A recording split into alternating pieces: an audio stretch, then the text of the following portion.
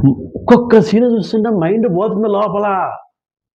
అలా ఉంటుందేమో అనుకోని 'రాజాసాబ్‌కెళ్ళాను భయ్యా.'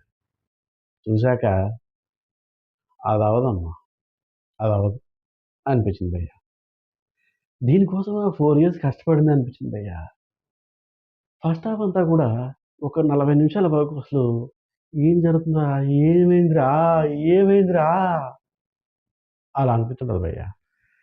ఈ సినిమాలో first major plus point 'Prabhas' భయ్యా. అదొక్కటే ప్లస్ పాయింట్. ఆయన ఎన్నో నుంచి మనం ఎక్స్‌పెక్ట్ చేస్తాం గదా! Vintage 'Prabhas', vintage 'Prabhas'. అదొక్కటే ప్లస్ పాయింట్ భయ్యా. మిగతా అంతా గూడా మారుతి గారు అది భయ్యా.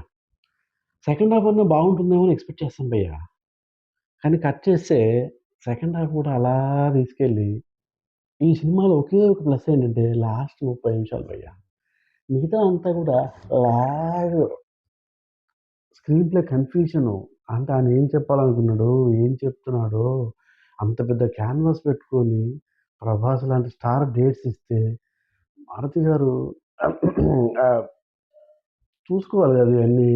ఆ! అలా అనిపించింది భయ్యా. సినిమా మొత్తం చూసాక ఒకే ఒక్క డైలాగ్ భయ్యా. అబ్బే! ఇదేం అయ్యే పనిలా లేదయ్యబ్బా! ఫిజికల్‌గాను, మెంటల్‌గాను స్ట్రెయిను అలా అనిపిస్తుంది భయ్యా. సాంగ్స్ కూడా అంత గొప్పగా ఏం లేవు. గుర్తుపెట్టుకున్నంత సాంగ్స్ కూడా లేవు.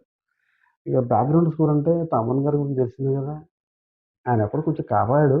బట్ అక్కడక్కడ కూడా మరీ హెవీ అయిందేమో అనిపించింది. ఓవరాల్‌గా 'రాజా సాబు' హ్మ్. అది భయ్యా.